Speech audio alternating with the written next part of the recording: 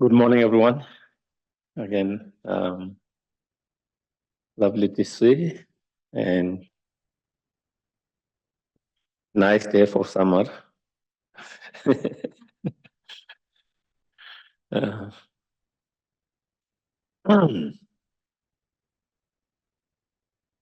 and welcome. And again, we will start as usual with a short breathing exercise, followed by cultivating good intention for being here.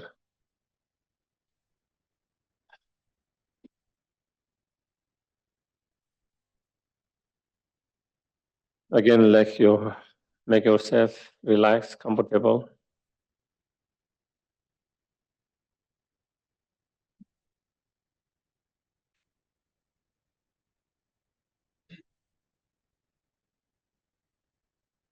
And let go of any thoughts of past, futures, and just keep your mind to the breath, watching it mindfully.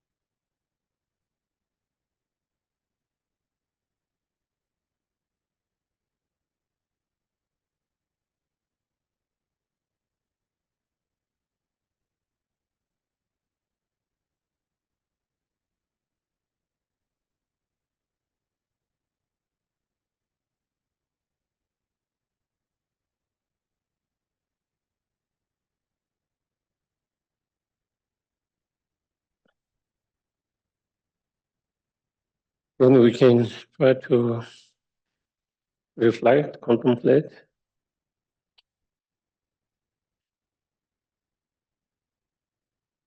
Even though sometimes the life seems long, but actually, if we really analyze deeply, life is very short.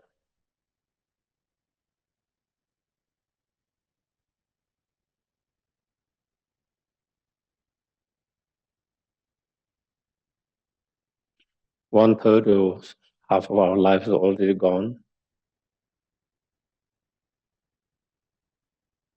And whatever is left,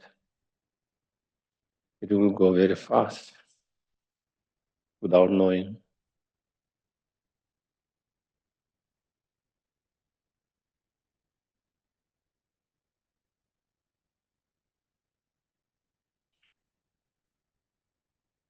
So therefore, whatever lifespan we have left, I must make it meaningful and not waste like that I've done a lot in the past.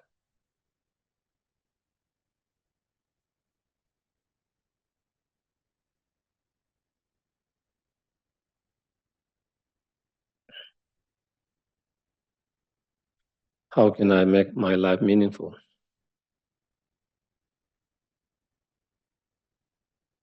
Is to really work with my own mind,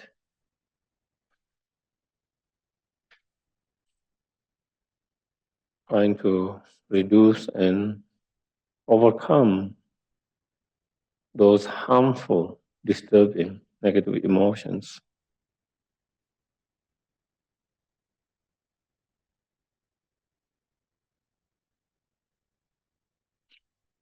which not only hurt us now, but also due to those negative emotions, we create negative karma and we experience suffering in the future.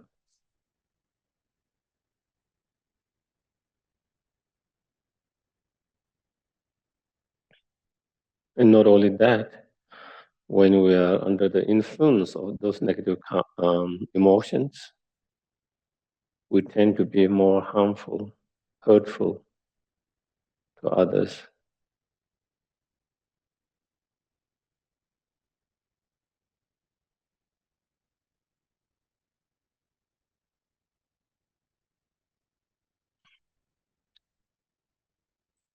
So therefore, the way to make our life meaningful is reduce those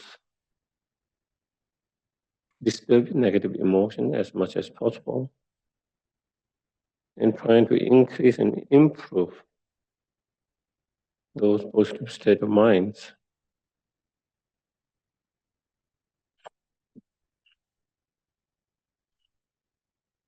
such as sense of true contentment, renunciations,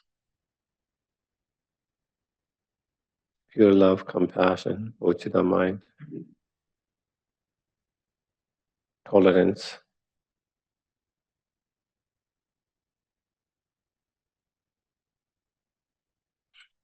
and so forth.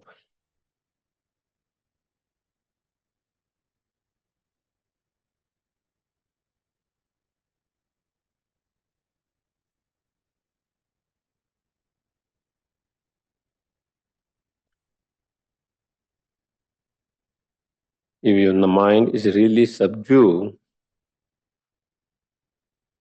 free from those negative emotions, and you have all those positive thought, emotions,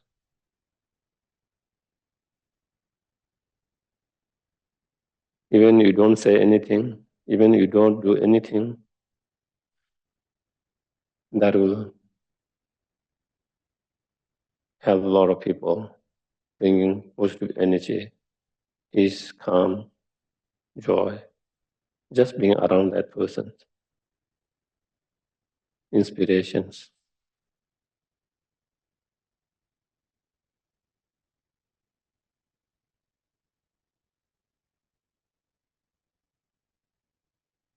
During the Buddha's time, even when sometimes he's not teaching, not doing anything, just meditating, disciples, others, people around them, just being there, that energy gives them a lot of inspirations, peace, awakening.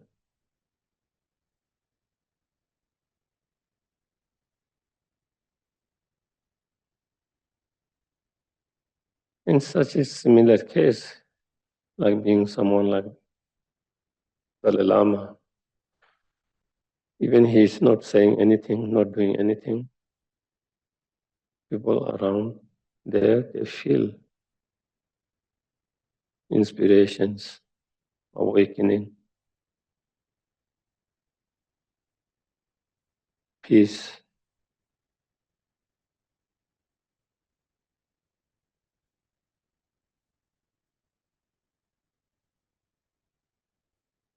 And that is the power of inner realizations.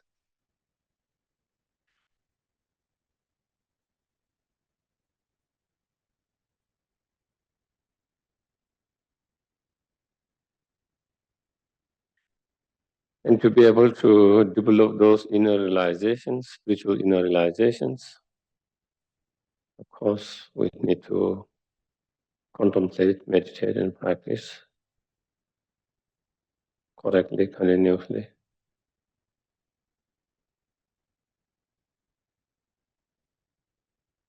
And for that, we need to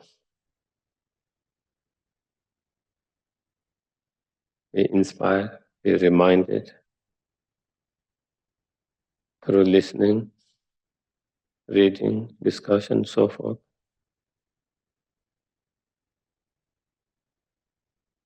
That is why we have come here together.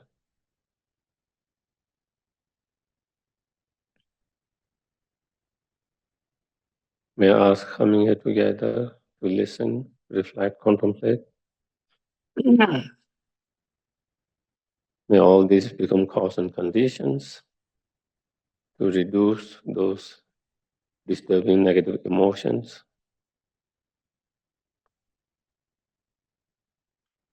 May it become cause and condition to increase and improve those beneficial, positive emotions.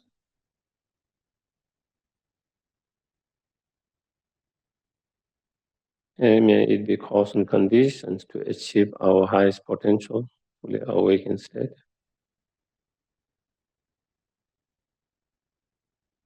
So we can be not only benefit, but greatest benefit.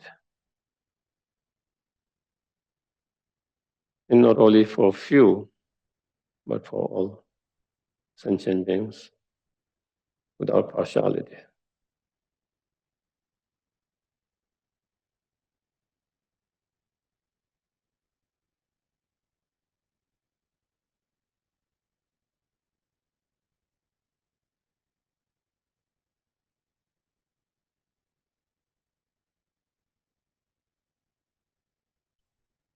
Okay.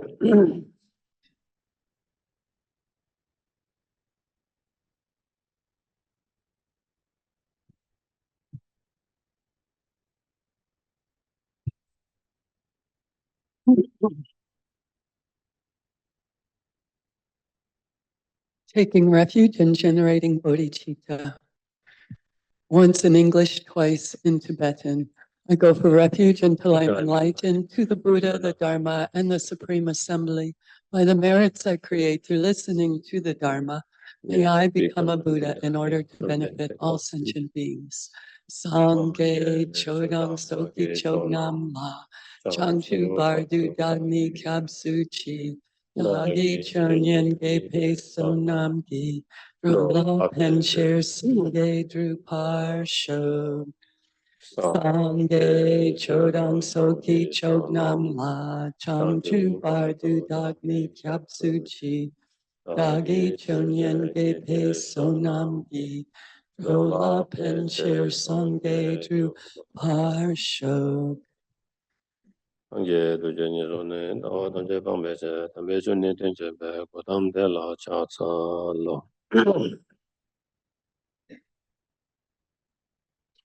So we just started the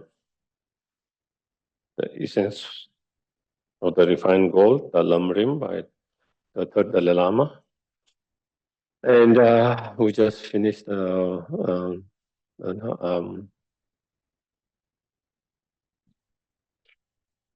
homage, and then we also finish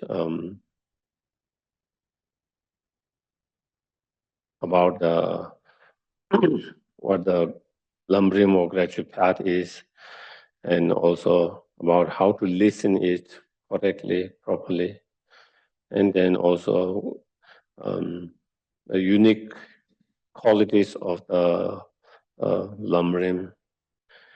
And then in order to practice and to receive the teachings, then we are in where, finding the spiritual masters and relying on the spiritual teachers correctly. So on that sections, within that sections, we just, in order to take someone as someone's spiritual teachers and to receive the teaching instruction and practice under the teachers, then the teacher need to have the qualifications, and then we talk about what are those qualifications that one should look for in teacher before you create that kind of spiritual teacher-disciple connections. So we kind of, so within that, as a Lamrim teachers or sutra, then they talk about the 10 qualities that we just went through.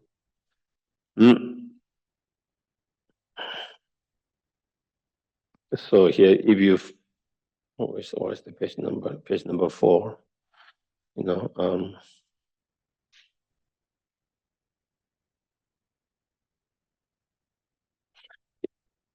If you can find a guru possessing those 6 personal and 4 altruistic qualities, request him for teaching and then follow them well. So again, of course, importance of relying on the spiritual guru or teachers, but that doesn't mean you should just kind of rush. You can study without taking someone as your spiritual teacher's guru. That is also just fine.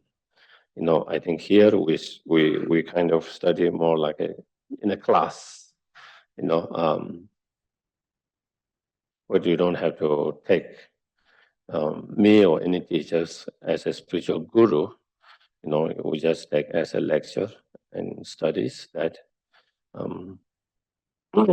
So, but eventually, in your life,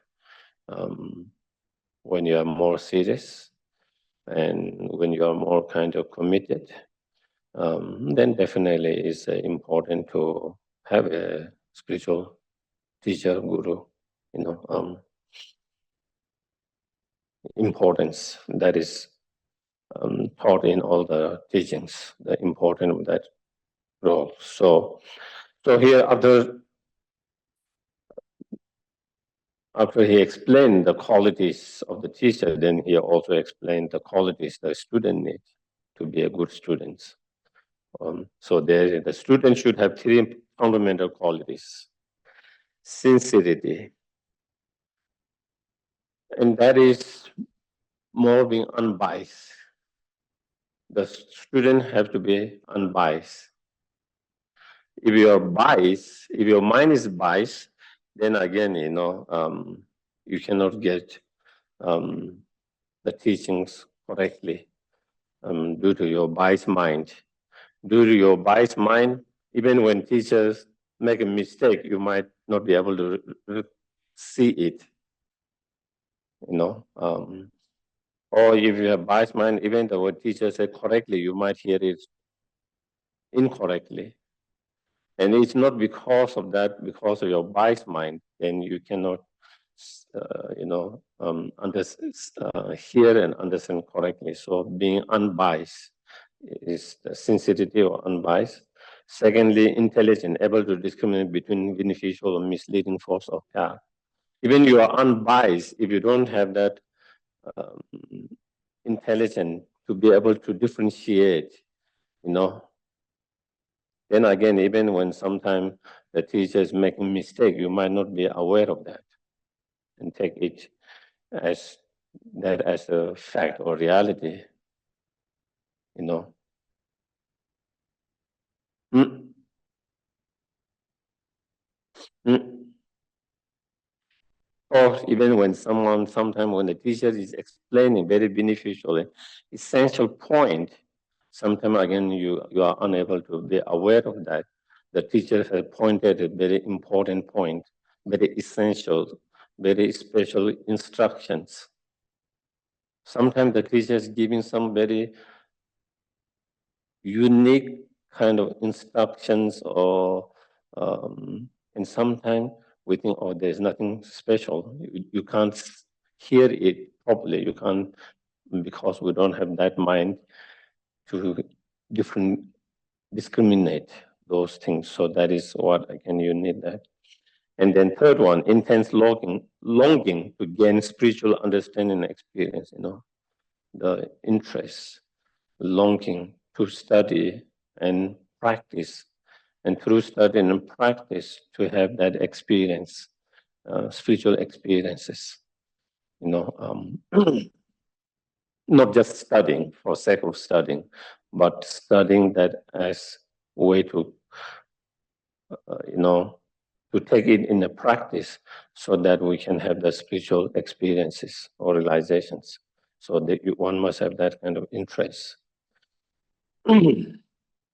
As well as he or she should have fourth quality, appreciation for the Dharma and the teachers. And again, if you have appreciation for the Dharma and the teachers, you receive more. If you have less appreciation, you receive less. When you have more appreciation, your mind is more receptive. Your mind is more open. And when your mind is more receptive and you're more open, you are able to receive more. You are able to get more. When our mind is closed and less receptive, then even the teacher has a lot to say, a lot to give, and a lot to contribute. Somehow, due to your own mind, you are unable to receive it. There is some kind of blockage. And so therefore, that is another. And then also here it says, sometimes 6 qualities are mentioned in some other commentaries, Students fit to be led along the sublime path of Lamrim practice must have those 6 qualities, have great interest in Dharma. Of course, if you don't have great interest in Dharma and Lamrim, then of course you wouldn't pay much attention. During the actual teaching, to be able to keep the mind alert and well focused instead of being sleepy or distracted, but being very alert and very focused while you are listening. So then you can receive. Have confidence in a respect for the teacher and the teachings. Similar that mentioned before. Abandon wrong attitude towards the teachings and maintaining receptive ones. Again, when I listen to the teachings, and not only teaching, I think in everything in general, your mind always have to be open and receptive. Certain subject, certain point, sometimes might not make you sense at that moment, but that doesn't mean it's useless or meaningless. Something that sometimes we might not connect with something at that time, but we are able to connect that maybe later. Maybe we are not ripe at that point. Maybe we're not, so therefore, instead of just saying, oh, it's kind of useless or not beneficial or not, our mind always should be open and receptive, and if it doesn't make sense to you at the moment, just keep it on the shelf, Maybe you might revisit. It's like keeping a book on the shelf. You started to read it and then it seems like, oh, not interested. It doesn't. And then maybe after some days, weeks, months, or years, you might feel like reading, and then that makes sense and it inspires you, So therefore, same way, being receptive and open is important, I think, in general and especially towards the Dharma. Maintain condition conducive to learnings. Eliminate any unconducive conditions. So, any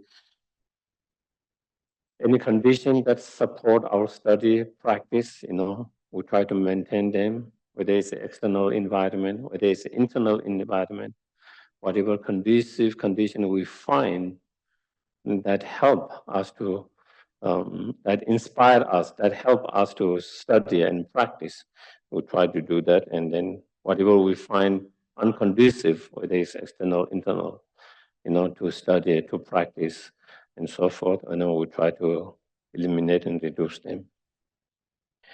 If you give a discourse on Lamrim, try to maintain the qualities of teachers described above. So for someone who's teaching, as a teacher, giving those teachings, so there is, here the author is saying, the teacher should try to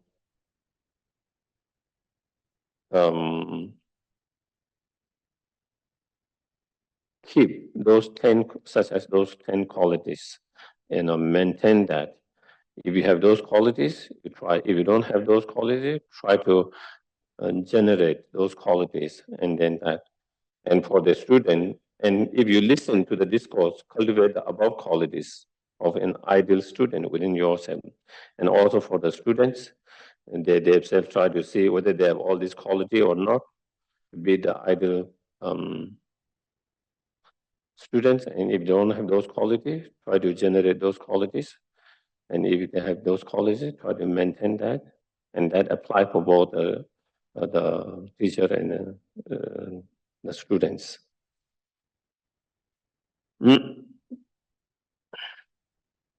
Having listened correctly to the spiritual instruction from a fully qualified spiritual teachers on the stage of the path of the being of three capacity, small or initial, middle, and great scope. Here follows the manner in which to train the mind. And so once you studies, once you have studies over the years, and once you feel, connect to this spiritual path, and when you feel like you want to take this as your path and practice this path, of course, at the very beginning, we might be just exploring it, to see whether this spiritual path is for me or not, if it's suit me or not, is something helpful, beneficial to me, But after exploring some time, then you come to a certain understanding, whether it's for you or not. And once you find this is something that is helpful, beneficial to me, is suitable, something that I can connect, relate, helpful, then you kind of dedicate, commit yourself to engage this path. And once you make that kind of commitment, then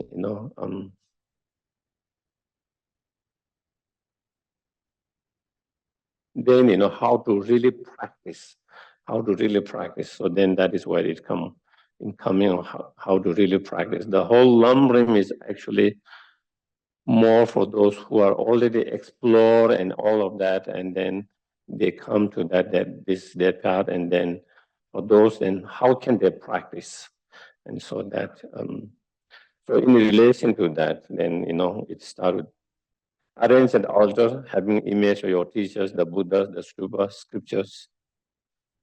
So it's not absolutely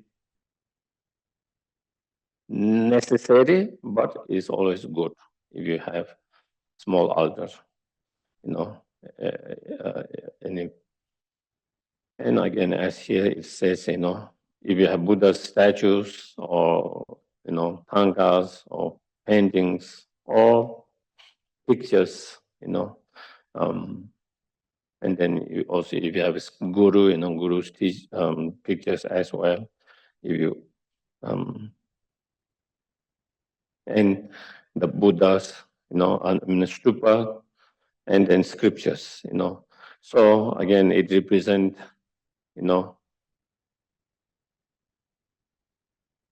enlightened body, speech, and mind. The statues represent the enlightened body.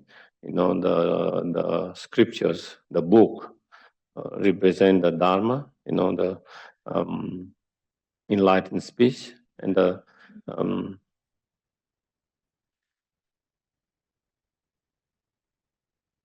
stupa represent the enlightened mind. Also, it represents, three jewels, Buddha, Dhamma, Sangha, And so try to have that if possible, and then as well as pure offering, often without deceit.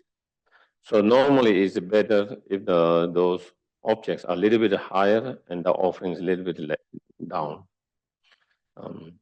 If you can have some, almost like one stair. But again, if you cannot, these are kind of ideal and it's good, but it's like, it's not like if you don't do all these things, then you are not going to have realization, you are going to go down, or you won't be able to practice, and offerings, you can make offerings, flowers, incense, lights, whatever, food, and also, 7 water bowls. That is very traditional in Tibetan culture.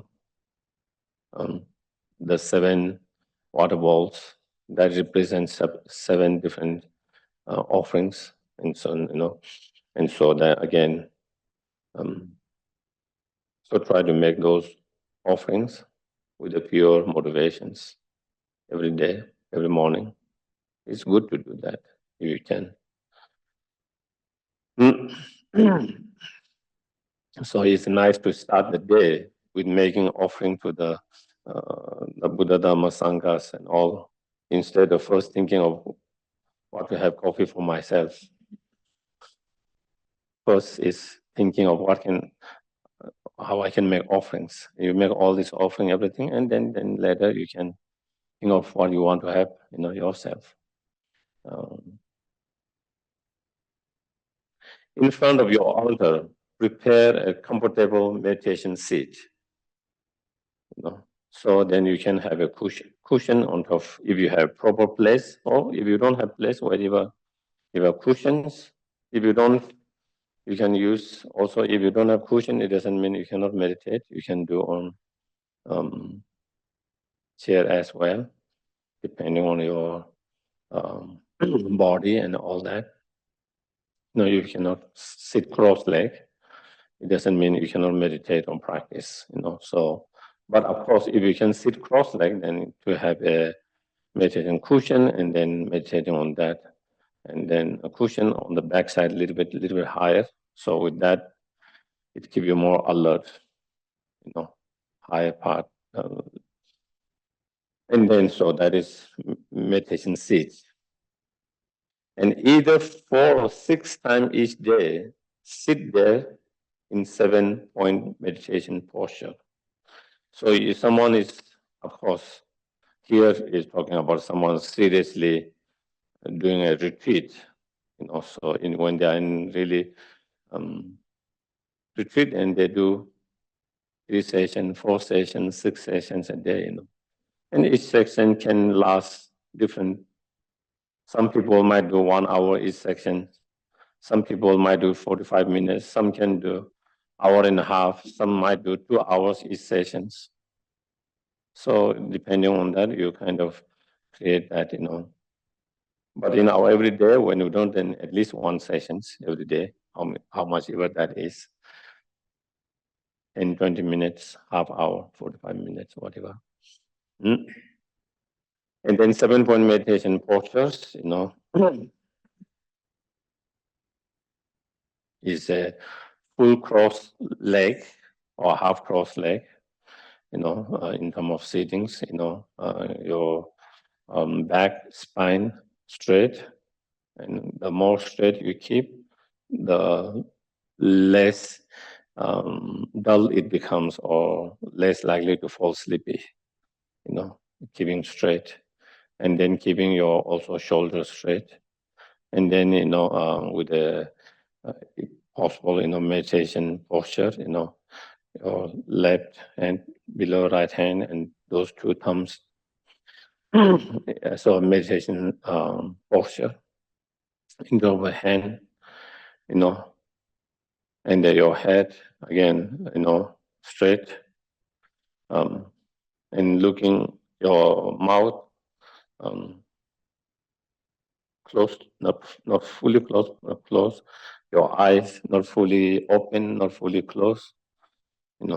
So that if you close fully, sometime again easy to fall asleep, come the dullness.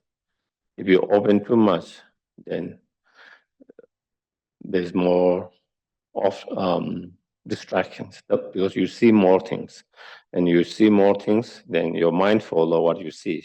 So then distraction, there's more. So then your mind, you try to keep your eyes not completely closed, neither completely open. And then your tongue on the back, what you call palate. Yeah. And it is said, like when you do a long sessions of meditations, it helps when you are too much oblivious, rotate that better. And because if it started bothering you, then again it becomes distractions, And so those are the 7 point meditation postures. Once you are done there, then you try to generate a refuge field. And so then, refuge field, again, you can do extensive visualizations, or you can do a very simple visualizations. You can just visualize Buddha Shakyamuni himself. And again, whether you do extensive Buddha Shakyamuni, then, surrounded by all the teachers, all other Buddhas, Bodhisattvas, Arhat, and Daga, Daginis, protectors, that is more extensive, whole space filled with that. Or you can just do one Buddha Shakyamuni, and who encompasses all the Buddhas in that, and who is inseparable from your root guru, if you have a guru, And so that you can try to do that. Once you have visualized that refuge field, again, visualization or refuge field, it doesn't mean if you don't visualize refuge field that you cannot do refuge or you cannot go for refuge. Okay?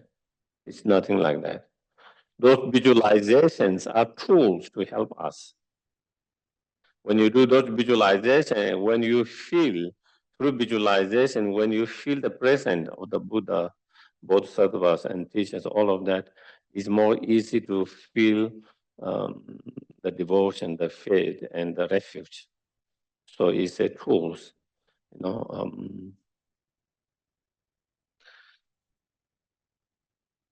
So then here's conjoin your mind with the motivation of true trust. How you say pro, trust in the 3 jewels. Okay. So you try to generate good motivations, bodhicitta motivations, okay, and then try to go to refuge to the Buddha Dhamma Sangha. And there are many different ways of going to refuge in terms of the different verses, and you can use whatever verses you find more beneficial, It could be in Tibetan, it could be Sanskrit, it could be in English, whatever you feel, and try to do that. And then generate bodhicitta through the refuge prayers. So like before teaching, we did the refuge and bodhicitta. You can recite that, Sangye Chodam Soye Chodam La, and Dola Pinji Sangye Du Vasho, like I go refuge to Buddha Dhamma Sangha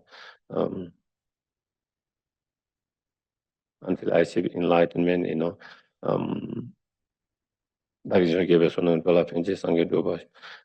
through the practice of generosity and so forth, achieve full enlightenment in order to benefit all sentient beings. So that can be one of, while reciting that, or you can have other bodhicitta prayers. And while you do that refuge and bodhicitta prayers, then the main thing is even the prayers that we use, is again a tool. Prayer is just a tool to feel it. You use the word to feel it. The main is to feel it, whether it's a refuge, whether it's the bodhicitta mind. As one of the Tibetan masters said, he gave an example. The prayers, the words are like the walking stick. And the actual meaning of that words that you try to feel it is that is like the main person walking with the help of the stick. So the main point is to really feel and generate the meaning here, the refuge and bodhicitta. And to do that, then we rely on, or we use a tool to rely on whatever different words of prayer we use for that. And then meditation on four immeasurable. Then meditation on four immeasurable, may all sentient beings happiness and cause of happiness, may all sentient beings free from suffering and cause of may all sentient beings never be separated from happiness, free from suffering, and may all sentient beings abide in equanimity, free from attachment and anger to some, anger to others. So four immeasurable, again, you use, also there are different prayers of four immeasurable. Again, you can use short one, medium, extensive. However, again, is more of feeling of those four immeasurable. Immeasurable love, compassion, joy, and immeasurable equanimity. Then after that, then you try to purify the place. You purify the place, the environment, purify the place. And that is why Sombowa Shuddha Sodama, Sombowa Shuddha Hang. All phenomena are empty of inherent existence. So then you meditate that all phenomena, including the refuge, field, the whole mandala, whole environment yourself, all phenomena empty of inherent nature. There's no phenomena, nothing exists from its own side or inherently. And then try to meditate on emptiness. However, in whatever way you can, according to whatever your understanding, as much as possible. So, and then from within the state of emptiness, then from within the emptiness, like a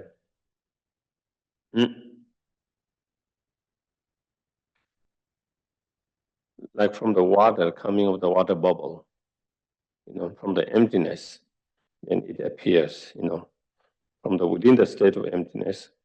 In the sky before me is the vast and extensive jewel throne being held or loved by the 8 mighty snow lines, upon which is variegated lotus with the different colors, and on top of the lotus and the moon disk, and seated upon it in that lotus and moon disk is in the aspect of Guru Shakyamuni, who is inseparable from your Lama, who teach you the path.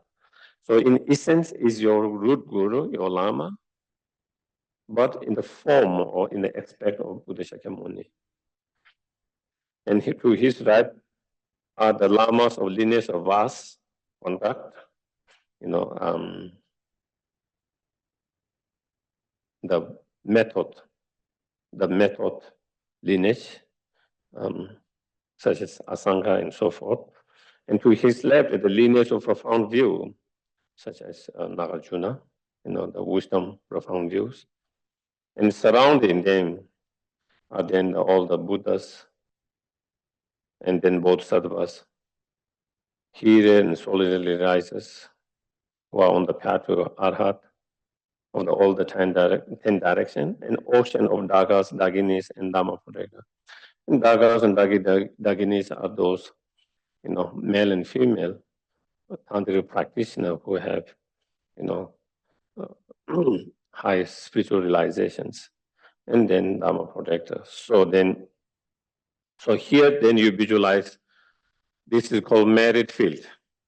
Before we had the refuge field, and we had the refuge and bodhicitta and four immeasurable, and then that dissolved into emptiness, and all the phenomena in emptiness. And from that emptiness, from the water bubble coming, then arising this merit field, and you visualize that.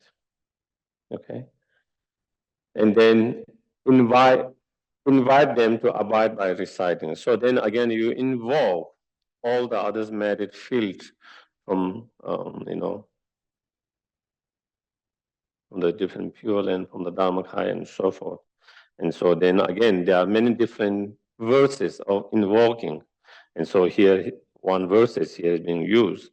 But of course, whatever verses that you find beneficial, basically invoke. Or if you cannot have verses, you can just visualize invoking them. And then it's like you invoke them, and then like it's snowing or raining, and then they dissolve into the merit field that you have just visualized. And with that, then each of the beings in merit field become full merit field. So it becomes power. So that is how you do when you invoke that. So, and the verses for invoking here is, although completely pure, ultimate nature of all phenomena is unfluctuating with the immeasurable compassion, you see all the migrator in the 10 directions, profounding with the enlightened activities of all the conqueror, lamas of 3 times, together with your entourage, please come here and protect all sentient beings without exceptions. So here is invoking from the Dharmakaya. So here's, and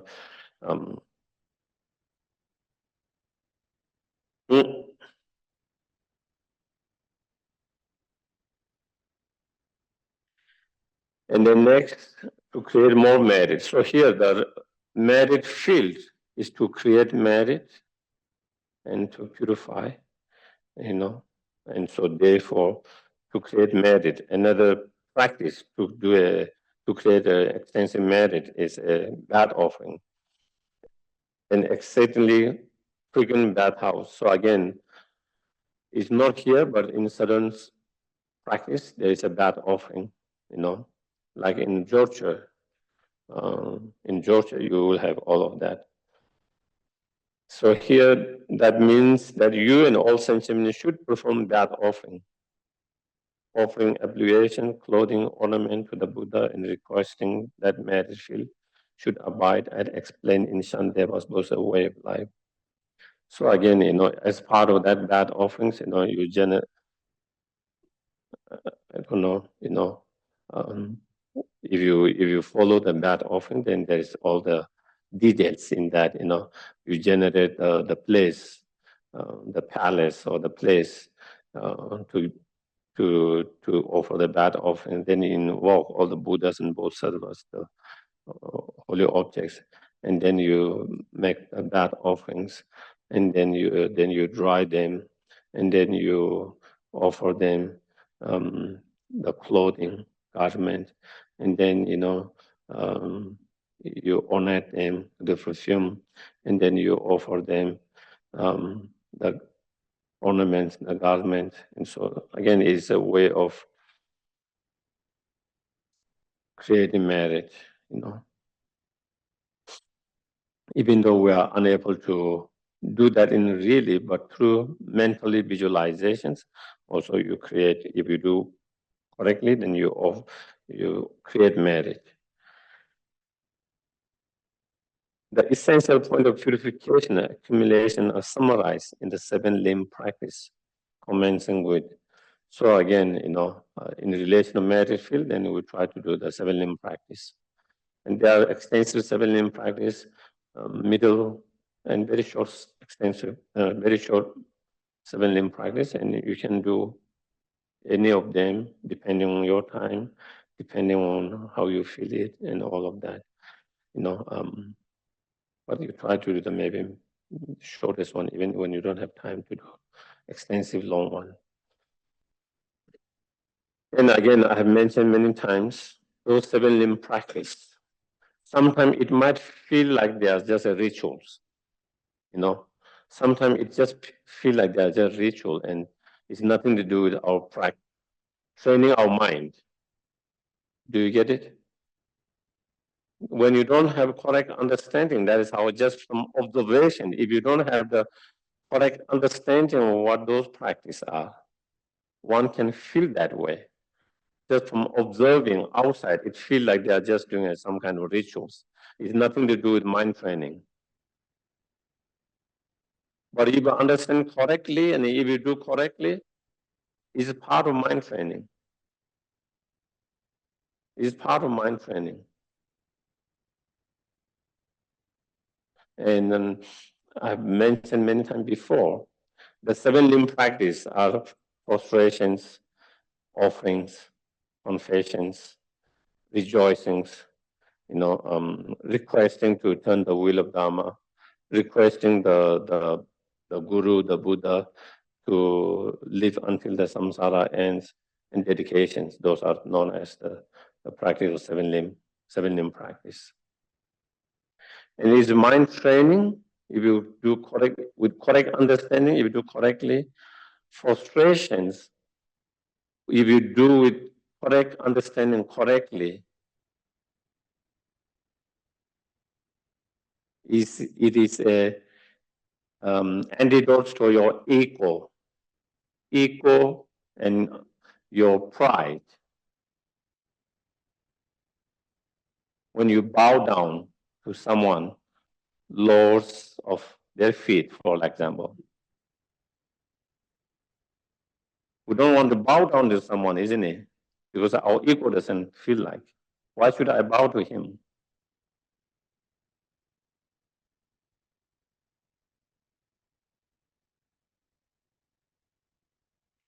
Why should I prostrate? Why should I bow down? So not bowing down, not willing to bow down is something to it's something to our ego and our pride, And so when you do with not just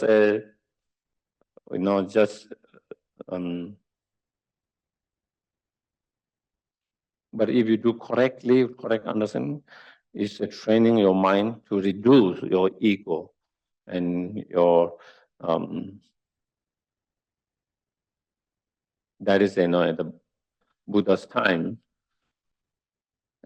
He has followers, monks, who came from some of the lower caste systems, untouchable at that time in the society. And then Buddha said to the kings, who are one of the highest castes after the priests, the kings most powerful, they have to bow down, they have to do a prostration to that newly monk who is untouchable, who come from the most.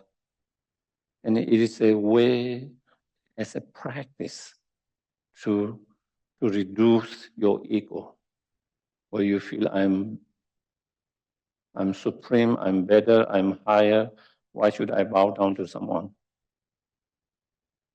So that is offering, is an antidote, is training your mind towards miserliness.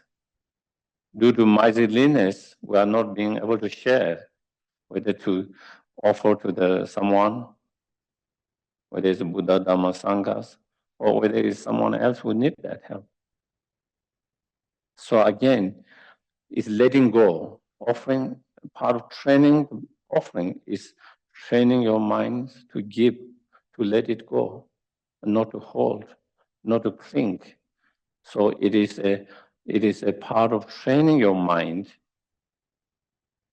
to let go of miserliness and strong grasping to the objects. Confession, purifications is, purifying all the negative karmas, all that whatever mistake we have made, we acknowledge that we have made those mistakes. That was not something beneficial, helpful. I'm sorry for that. I will try my best not to do again that in the future. That is what confession, purification is. Sense of a lot of time when we make mistake, we don't want to acknowledge that. Our ego doesn't want us to acknowledge our mistake. We try to defend our mistake, So again, it's part of training. When we do make mistake, we acknowledge that. We recognize that was mistake. We acknowledge that. We regret that.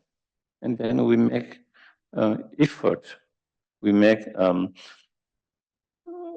resolutions not to make same mistake again and again. And we try all out with heart. And so it's part of training your mind. Rejoicing the virtues and goodness in others is training your mind to overcome jealousy. Sometimes when someone has success, and when you don't, you feel jealousy of them instead of rejoicing for them. When someone is happy, and when you are not happy, instead of rejoice someone's happiness, you feel jealousy about them.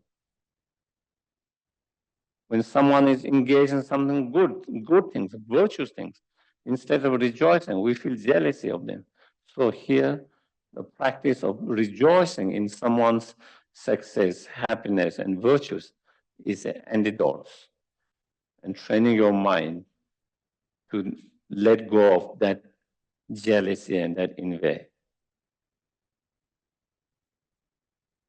And then the practice of requesting to turn the wheel of the Dharma is an antidote towards, the bad negative thoughts or feeling towards the Dharma, And then requesting for the teachers, the Buddha, to live until samsara end is an antidote towards any negative thought or bad feeling, negative thought we have towards the teacher and towards the Buddhas. And then dedications is an antidote to anger, as well as dedication, part of practice of generosity. Whatever virtues you have created, whatever positive karma, positive energy, virtue you have created, you share with others. You dedicate for well-being of all sentient beings, and so forth. So that is, I feel, because if you notice, many of the practice we do, many of practice, when we do, different, whether it's a practice, Tara, medicine, Buddha, related to any deity, those seven limb practice are part of that. They all comes. And sometimes you might be wondering why we have to do that. And it might feel like it is just a rituals. It's nothing to do really practice. It is just a Tibetan traditions, rituals or something. But if you really correctly understand, it is very important. And in some of the Lamrim, like liberation in your palm, liberation in the palm of your hand, he go very detailed in all of that, extremely details, because it's so important. And so here it doesn't go so details, because in other authors have explained details, so he doesn't go, but he just does training mind. So that is important to recognize. It is part of training your mind, and to be able to relate how it is training with mind. It's not just a kind of just a tradition or rituals. And accumulations and purifications are very important part in practice meditations. And again, I've mentioned many times too.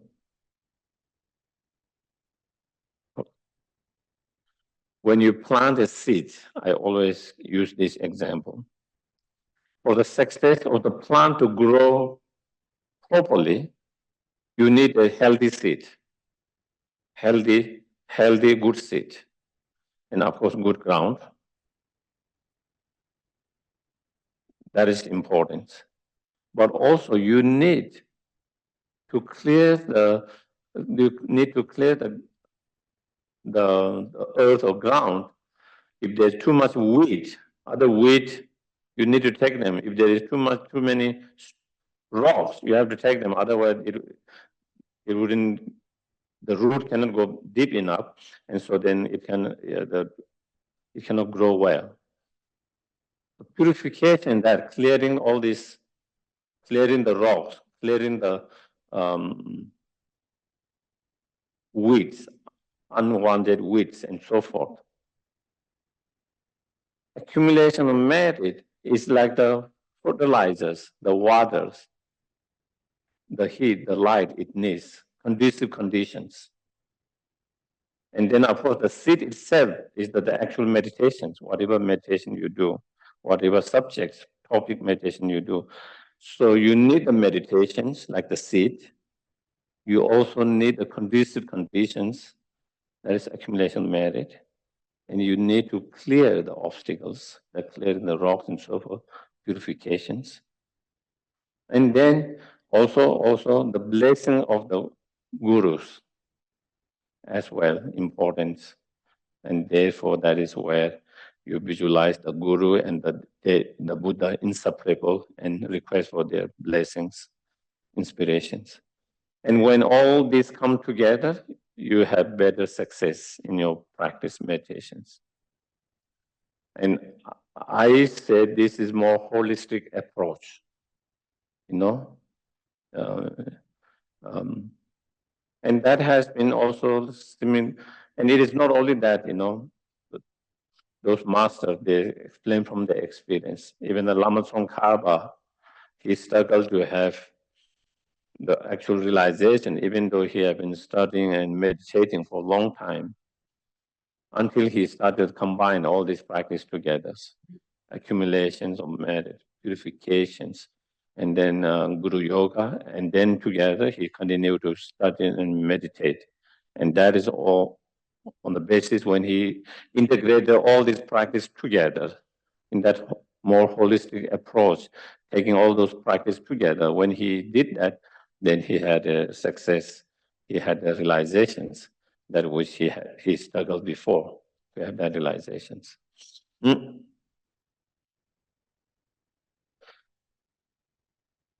So then, I think it's the first one is the prostration. So all the concurrent assembly within a single Buddha. And then first it's prostrating to the three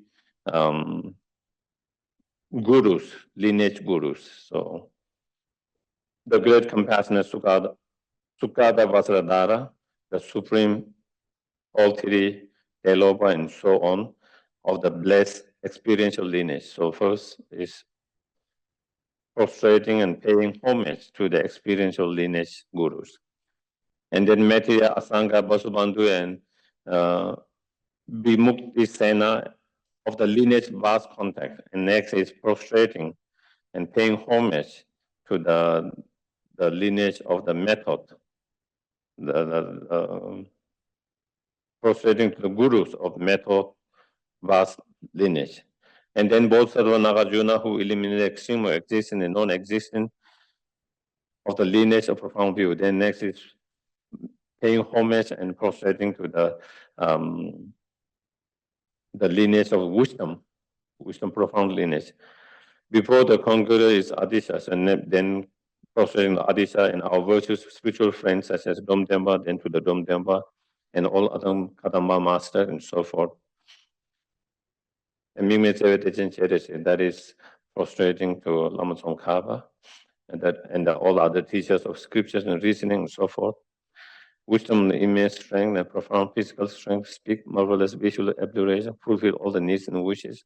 Teaching the above to us, the unsuppressed teachers, the precious Buddhas, with the compassionate, skillful means, you who took rebirth in the lineage of Shakya, and then making prostration to Buddha Shakyamuni, and all other gurus. That. So here is the offer, as many prostration as one can. So again, there are many different ways of prostrating: full prostration, half prostrations, Even just folding your hand together and bowing down is a frustration. Even with just one hand, bowing down is frustrations. Basically, is again, I think, even with frustration, it's not just there's only one way. Okay, there are so many different ways of doing it. If you can do full frustration, it's the best. If you cannot, you can do half frustration. If you cannot, even just folding hand together.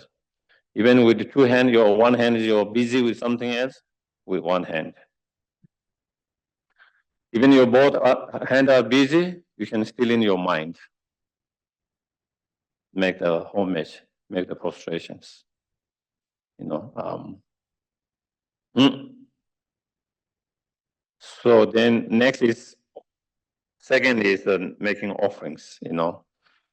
After that, offer either 37 or 7 heap mandala, whichever suitable, and follow that with further offerings.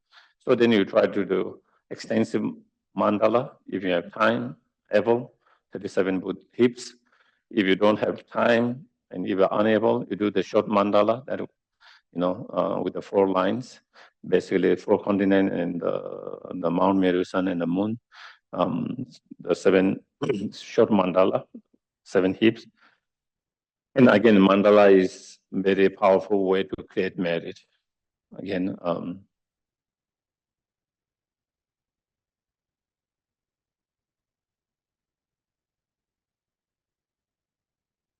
so there are so many different ways to create merit. Of course, we can create merit by actually helping someone, by supporting some things, But even you can't do that, even you are unable to do that, still you can create merit by visualizing and making all these offerings, such as mandala and so forth. So creating merit is not constrained by whether you have wealth or not. Even you don't have wealth, you can still make offerings in whatever you way, making water offerings, making mandala offering, and so forth. And on top of that, you can make other offering is even better. To those abiding upon throne clouds, in the what is that one? It is from another story. It's quotation from one of the prayers or something.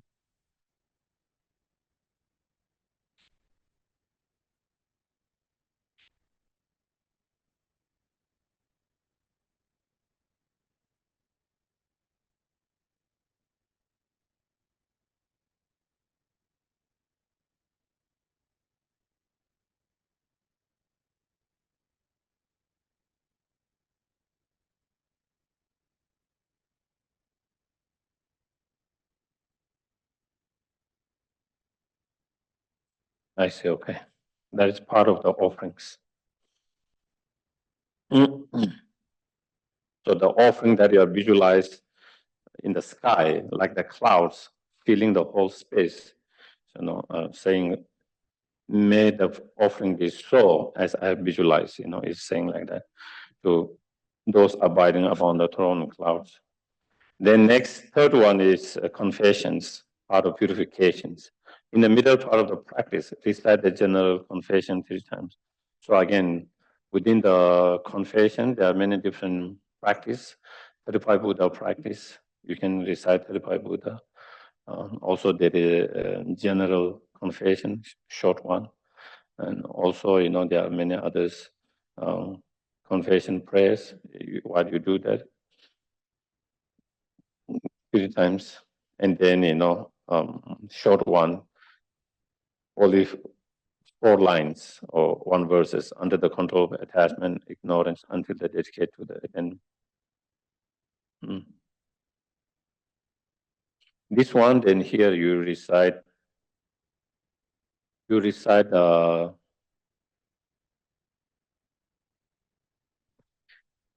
it is not translated here, but I think sometimes I find that translating let out little bit things.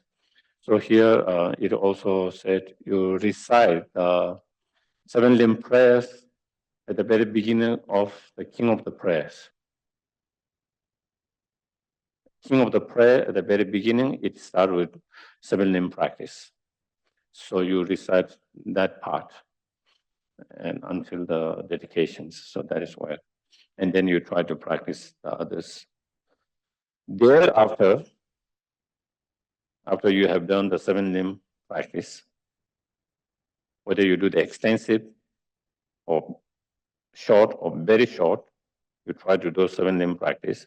Thereafter, with a subdued mind, melodiously recite the Lamrim prayers, the opening of the door to the supreme path. So then, so then after that, then you try to, if you can, recite melodiously, so that when you recite melodiously, it invokes your feelings.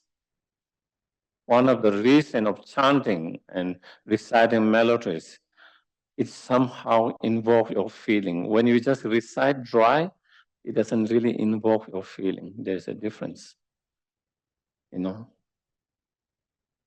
Unfortunately, I think a lot of translation in English at the moment, they are unchantable and doesn't have the melodies. So you are missing many of that. But I think over the time they will come. And some of them, some prayers, they have been able to kind of make it in chantable versions. And I think more because that makes difference. When there is melodies and there is chanting,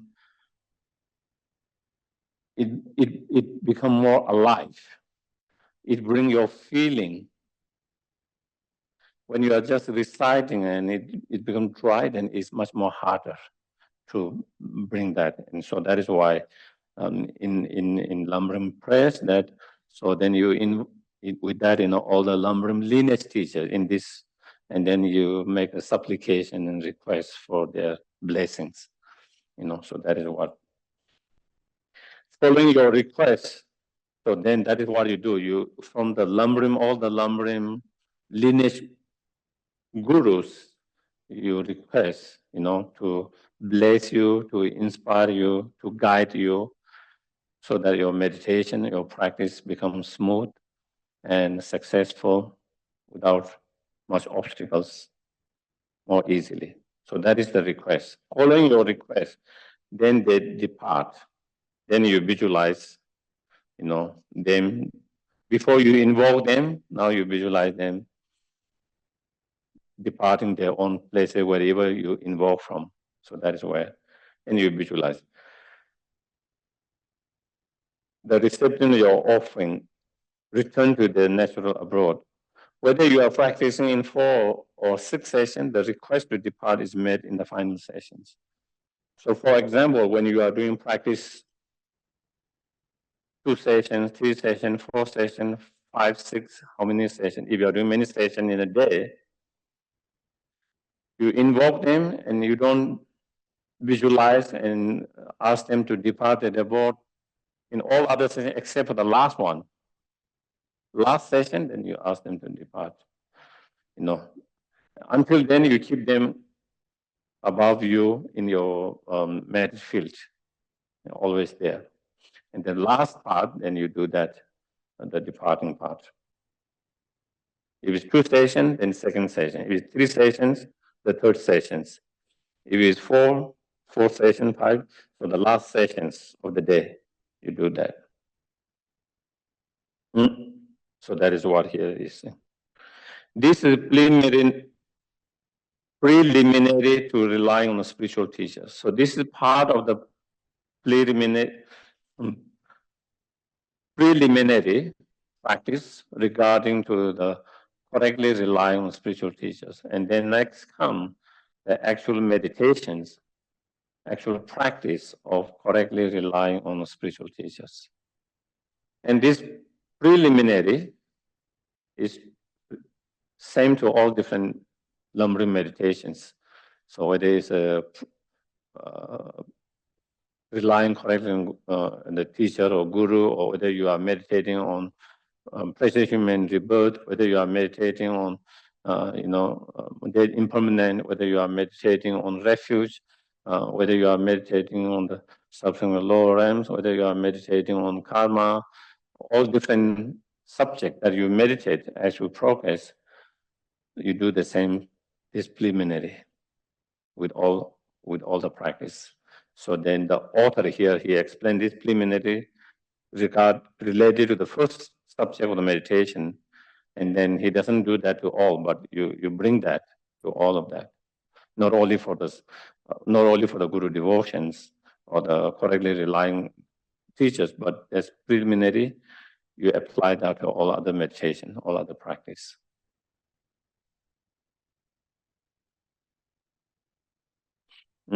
I guess maybe how to rely on a spiritual mentor or teachers. The best way to rely on a spiritual teacher is to practice analytical meditation upon his excellent qualities and his beneficial function in your spiritual life.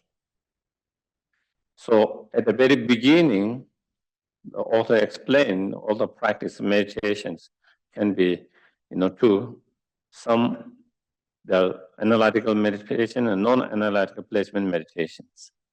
And here he is saying the meditation on probably relying on a spiritual guru or spiritual teacher is more related with analytical meditations.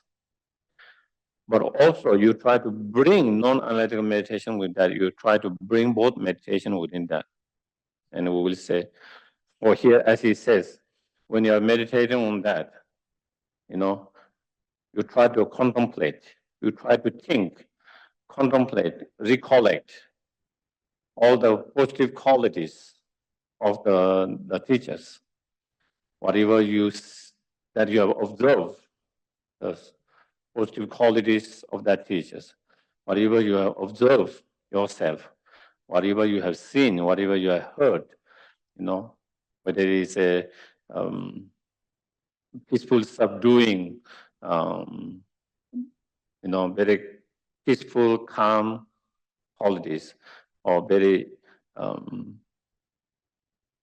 physical qualities, whether it is verbal qualities of to be able to present eloquently in such a easy to understand, very nice, skillful way, nice and so forth, or inner qualities of love, compassion, bodhicitta, wisdoms, patience, the practice of moral discipline, the practice of meditate concentration. So whatever positive quality that you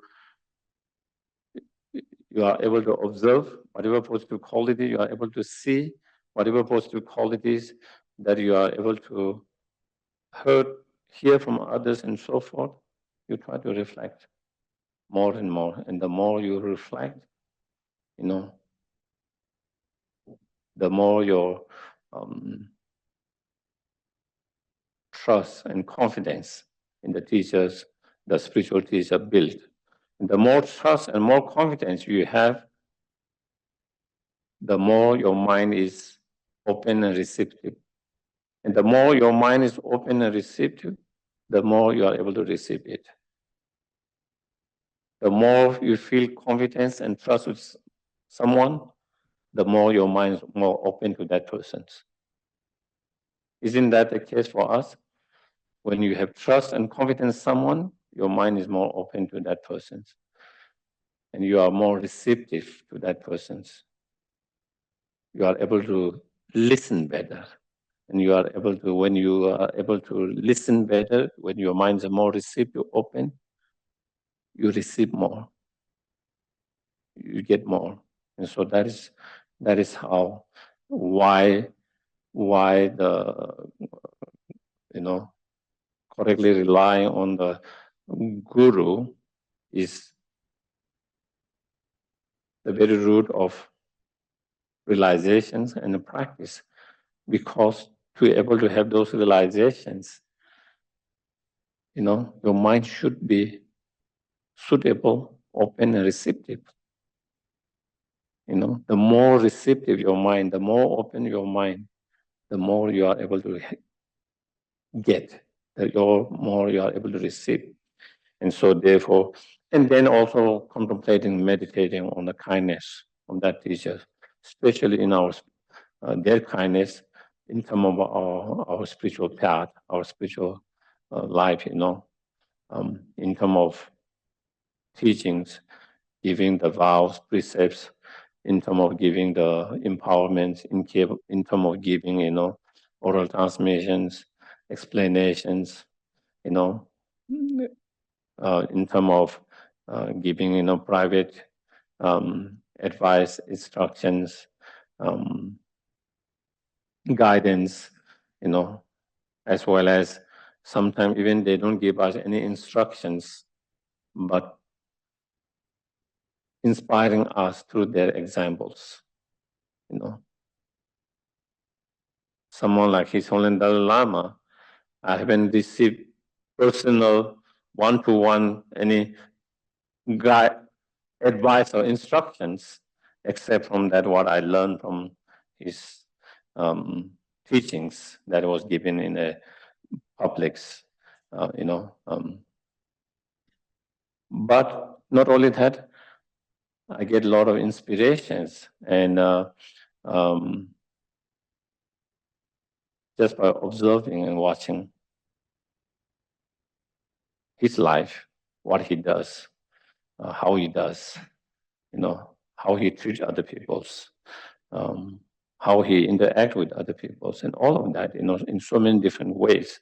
And so therefore, that is their kindness that he's guiding and helping through that such example, and giving so much inspiration and so much blessing in that way. So yeah, I think maybe today I can take a couple of questions. If anyone has questions, please. Yeah. Well, there is a question from Larry on Zoom, Okay, please. and he asks, am I correct to include Vajrasattva mantra as part of the confession limb of the 7-limb practice when he does it? Yes, you can do that. Definitely. When you do the confessions, you can do Taripai Buddha, you can do general confessions, you can do Vajrasattva. So any practice that is related with the confession, you can combine there too. Yeah, it's just fine. Yeah. Any questions in the Gompa? Any more on Zoom?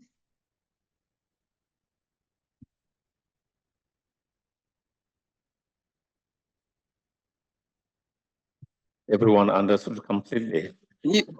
You just did such a good job today, Geshe.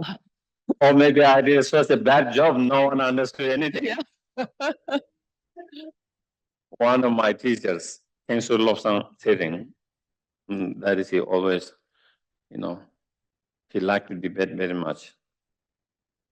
And he always encouraged the student to debate with him.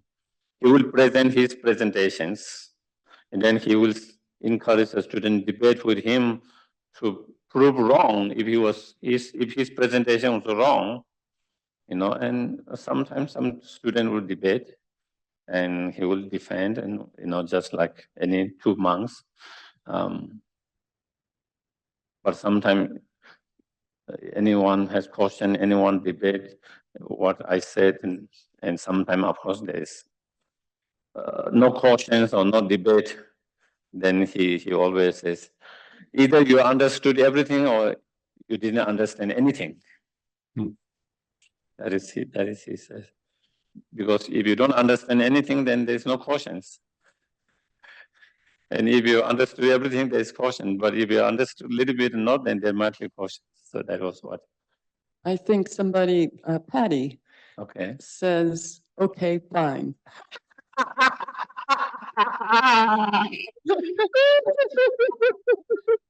And then she asks if Geshe can clarify the difference in refuge and merit field in the visualizations. Mm-hmm. Normally, the visualization can be same, Sometimes you can have same visualization, refuge and merit field. Sometimes there is a different visualizations. Depends on different sadhanas, different practice. For example, in Guru Lama Chopa, merit field is Buddha Shakyamuni's. Refuge field, the main is Lama Tsongkhapa, the main center of the merit field.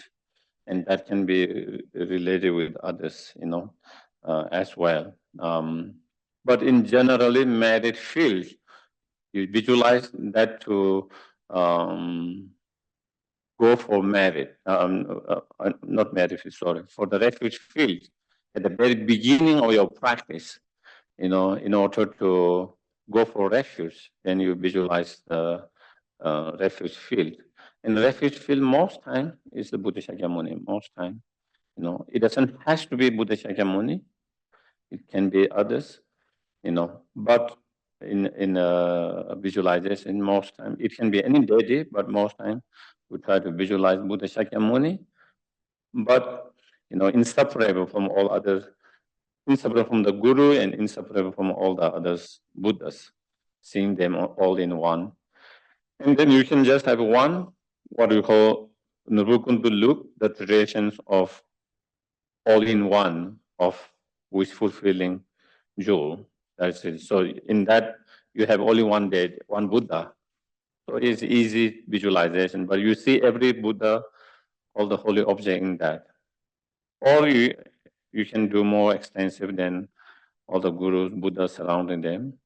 So you go for refuge and then generate the bodhicitta, and then you do the four immeasurable, and then you dissolve the most time, either the refuge field after you have done all of that can dissolve into yourself or dissolve into emptiness or depart to the natural. So there are three different way of dissolving it. And when you dissolve it, then next, in order to create merit and purifications, which is very crucial, important part of practice, then and as a seven-limb practice compasses, it includes those practices. So in order to create more merit and purify the negative karma, then you visualize the merit field now, the merit field. And again, in this time, merit field, again, the central figure can be Buddha Shakyamuni, it can be Vajradhara, or it can be any other deities, or it can be Lama Tsongkhapa, So again, and then again, within that merit field, there are again different visualizations. Some visualizations, like in Lamrim, the Buddha Shakyamuni is and then all others, gurus, Buddhas, the five gurus, five gurus surrounding them, five sets of guru, and four and one in the center. And then, in the top, is the Ilabki Yuba, blessing lineage, and then, the guru of the profound and compassion lineage. Then actual in the front, visualizing the actual guru in their own form, as a human beings, the actual direct gurus, and like that. And then all the Buddhas, Bodhisattvas surrounding them, and so forth, Daga, Dagini, and protectors. In Lama Chopa, then, there are 11 steps of lotus petals, and with each petals, then different. So in the center is Lama Tsongkhapas and the gurus, and then next petals is the highest yoga deities, and the next petal is the yoga deities, and next is the performing deities, and next petals Lord, next petal is the action tantra deities, and next is the the Buddhas, such as the 1,000 Buddhas, 1,000 eons Buddhas, and then next Bodhisattvas and Daginis, and then like that, in petals. So again, there are different way of visualizations, but again, whatever one feel, sometimes it feels too overwhelming. But there are different visualizations, and one use whatever is more easy for oneself and suitable for oneself, and you don't, yeah. Okay, there are two more questions you asked. Patty, was that okay? Did you get your, okay. And next is Rachel. Would you unmute and ask yours? Hi, Geshe, thank you. Hi. So my question is about the translation in the text who said sincerity, and you used the word unbiased.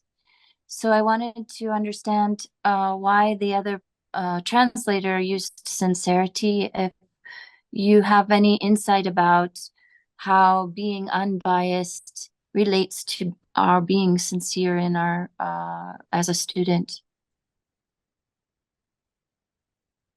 I don't know exactly the translation itself. Of course, unbiased and sincerity maybe have similarity. Yeah, sincerity means being being truthful.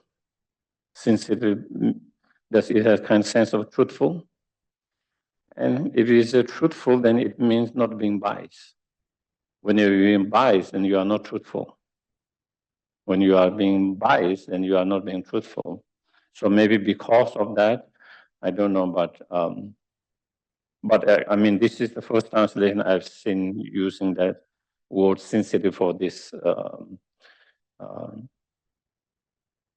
word. But I haven't thought before, but if you think that way, maybe there is sincerity means not being unbiased because you are being more truthful of what it is, not trying to cover up due to the bias,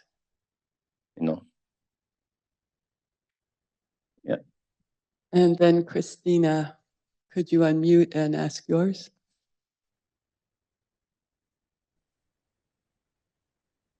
Yes. Geshe, how do we find time for these practices 6 times a day when we have jobs and other important obligations? Specifically, how do we determine the appropriate level of practice that we can actually sustain, and what is correct without being lazy or uncommitted and overwhelming ourselves? I didn't get at the very beginning. Can you? She's asking, how do we find time for these practices 6 times a day when we have jobs and other important duties? Yeah. No. Here the author is giving a based on that you are doing just retreat, nothing, no other job. So that is normally we say, like when you do retreat, most time people do 4 sessions. You can break up into 6 sessions as well. A lot of time people do 3, 4 sessions when they do retreat. So I think it is more referring to that.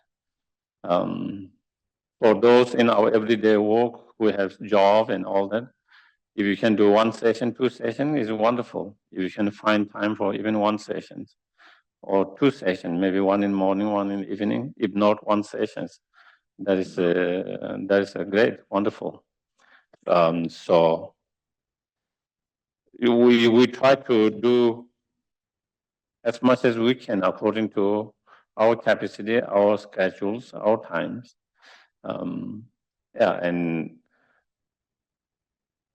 And also, as you mentioned, not overwhelmed. Also, we have to take care of your physical well-being, mental well-being, because sometimes you are very tired from your work, and then you feel like you are burdened to do that, and then again you might get more stressed out, and that shouldn't be the case. The practice shouldn't stress out. It should help. So yeah, and I think one of the good things is with any practice, even with when you are not feeling well, when you are sick, when you are unable to do, or when you are, of course, not being a excuse. There are a lot of time when we excuse. You are not tired, but our mind give excuse. I'm tired. It's interesting how our mind can play a game. Just being lazy, but in your mind, you say, I'm tired. And you can feel that tired every day, even when you don't do anything, because your mind is just playing a game there. There are certain days really when your body is tired, your mind is tired, but there are days where your mind is not so tired, but because your laziness, your mind started to play a game and say, oh, I'm tired today. And so anyway, if our mind is not playing a game, but if we are really tired, then the practice can be, even some commitment practice can be adjusted, where it can be kind of shorter in a way. There are certain parts when you can make it shorter, certain part that, and so then I think it is quite flexible in general in that way. It's not so rigid in it, like that way. Yeah, you have something? Yes. My name's Chosang. I'm in the Gompa. I asked that question to Venerable Thundrup about a year ago or longer, as I felt very overwhelmed. And he looked at me and he said, through his wisdom, he said, well, it's called a daily practice. So you can do it little bits all day long. And when I started to do like that, wow, the pressure went off. It was really beautiful. So thank you. Thank you. So then, yeah, we'll do the dedications.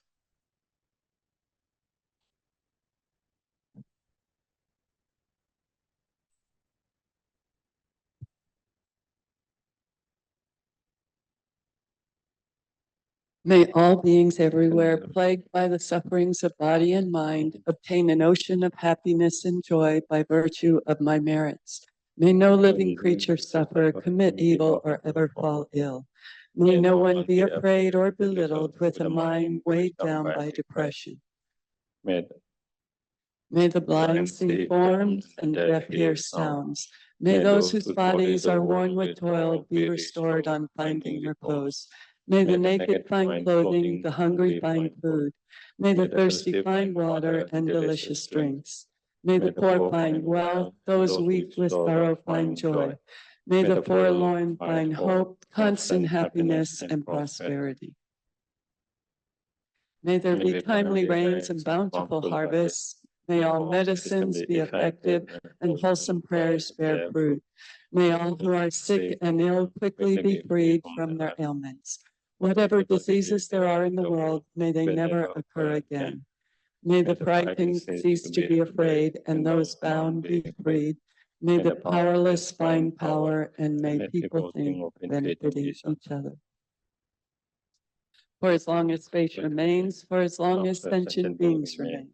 Until then, may I too remain to dispel the miseries of the world. His Holiness the Dalai Lama. Gang ri rei wa goi wei xin kam dear, pan dang de wa ma lu shu wei ni.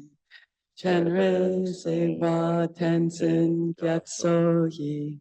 Sabhe si te pardu ten kyur chi.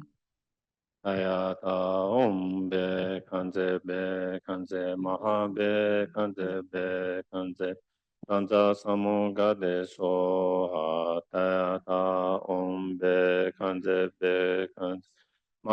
be kanje Tanja samon gade so atayata be kanje ma be kanje Tanja samon gade so. We dedicate for the success of Third Dalai Lama's knee surgery. That's going to be happen soon. Thank you. So I think His Holiness left Dharamsala and he stopped by in Switzerland, Zurich for 1 day because I think the flight is too long now, And I think he flew today or yesterday to state. And I think the surgery is going to be in New Jersey. Seems like in New Jersey. And they haven't given exact date for the surgery, but and that is His Holiness office requested people to recite the medicine Buddha mantras and dedicate for the success of the surgery. Okay. Thank you.